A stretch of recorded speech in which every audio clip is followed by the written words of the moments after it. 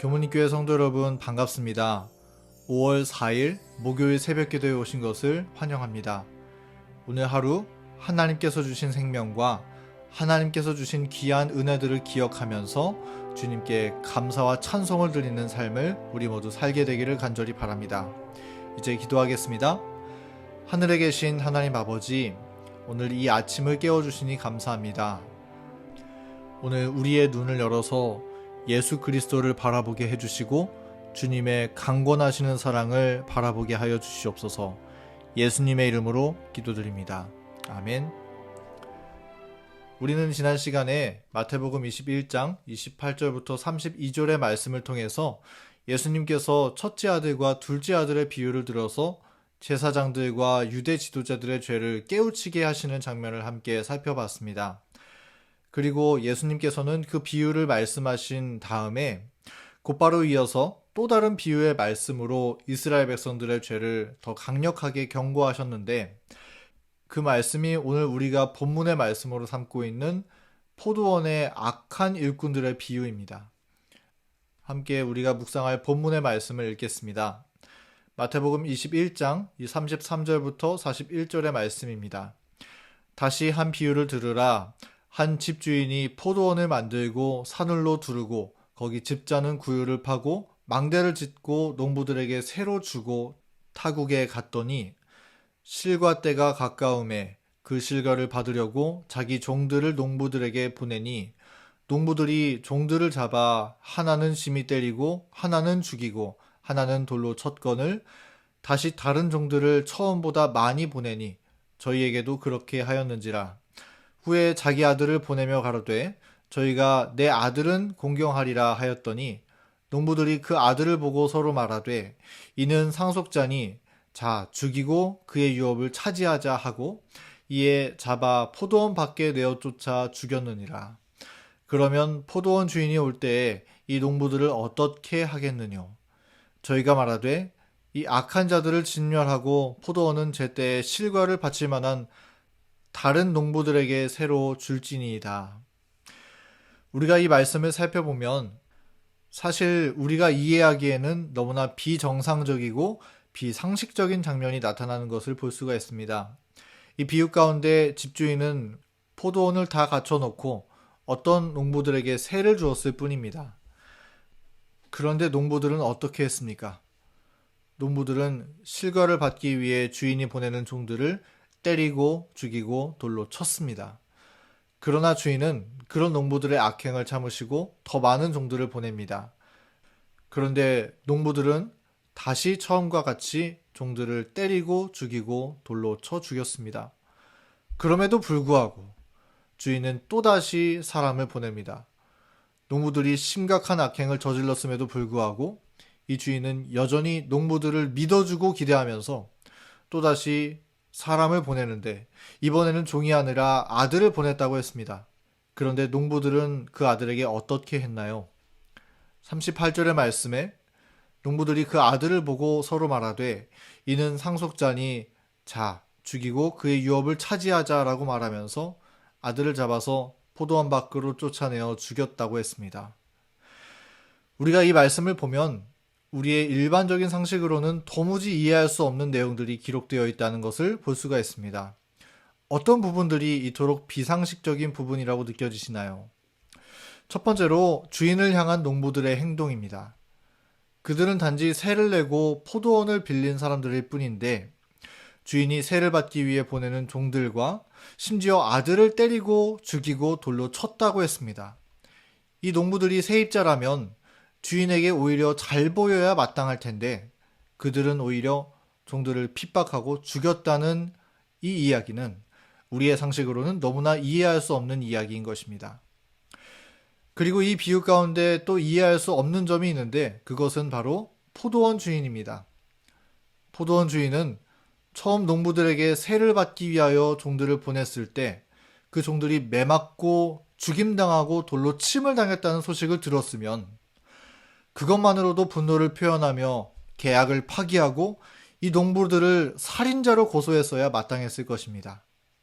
그런데도 불구하고 주인은 또다시 더 많은 종들을 보냈고 또 그 종들까지도 죽임을 당했는데도 불구하고 심지어는 아들까지도 보내어 주었다는 것입니다.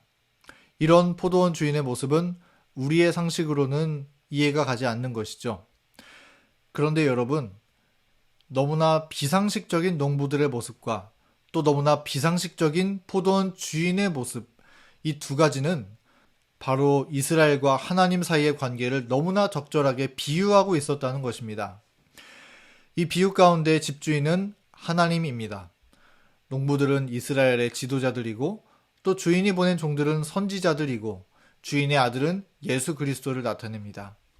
하나님은 이스라엘 백성들에게 열매 맺게 해주기 위해서 모든 것을 준비해 주셨습니다. 비유 가운데 집주인이 농부에게 세를 줄 때 단지 땅만 빌려준 것이 아니라 포도원을 만들고 산울로 두르고 집자는 구유를 파고 망대를 짓고 모든 것을 다 갖춘 다음에 세를 내주었다고 기록하고 있는 것처럼 하나님은 이스라엘 백성들이 열매 맺게 하기 위해서 필요한 모든 은혜를 베풀어 주셨습니다.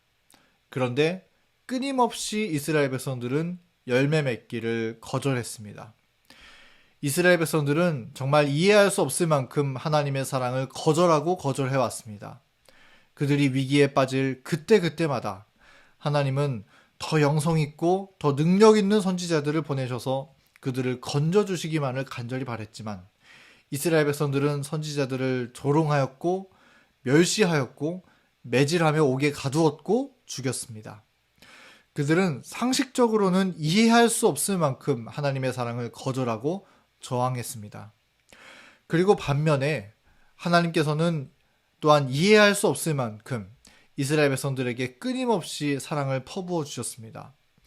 오늘의 본문 말씀의 비유에 대해서 실물교훈에 나와 있는 표현을 보면 이 비유를 통해 주님께서는 이스라엘 백성들에게 베푸신 풍성한 축복에 대해서 말씀하셨다라고 기록하고 있는데요. 정말 맞는 말씀인 것 같습니다. 하나님의 아끼시는 선지자들이 죽어가는데도 불구하고 하나님은 어떻게든 또다시 선지자를 보내셔서 이스라엘 백성들을 돌이키고 죽음에서 건지시고자 애쓰시면서 지나치게 축복을 베풀어 주고 있다는 것입니다.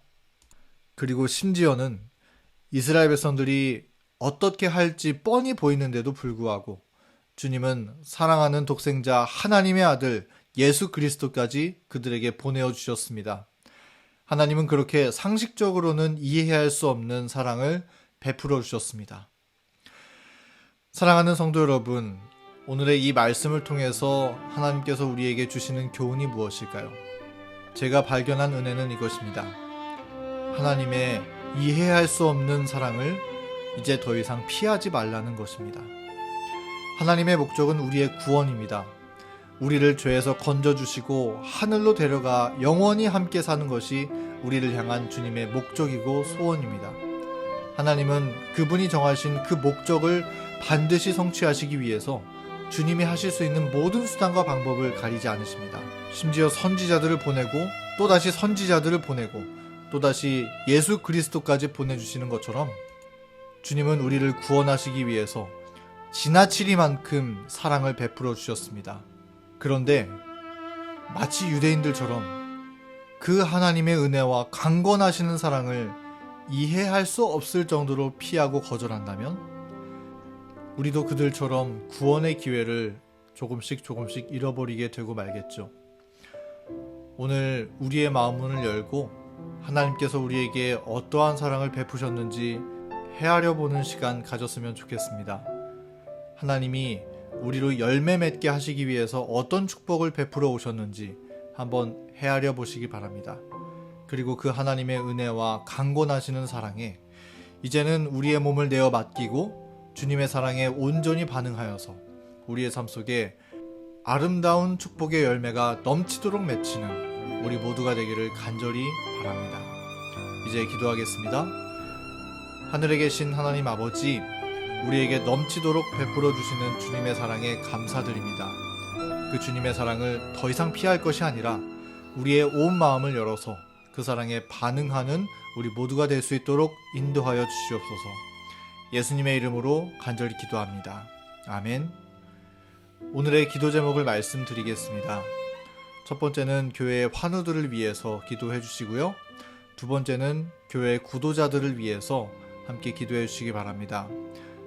세 번째는 개인의 기도 제목들을 위해 기도하시고, 네 번째는 5월에 있을 교문익교회 소그룹 전도회를 위해서, 그리고 강사 목사님을 위해서 함께 기도하는 시간을 갖겠습니다.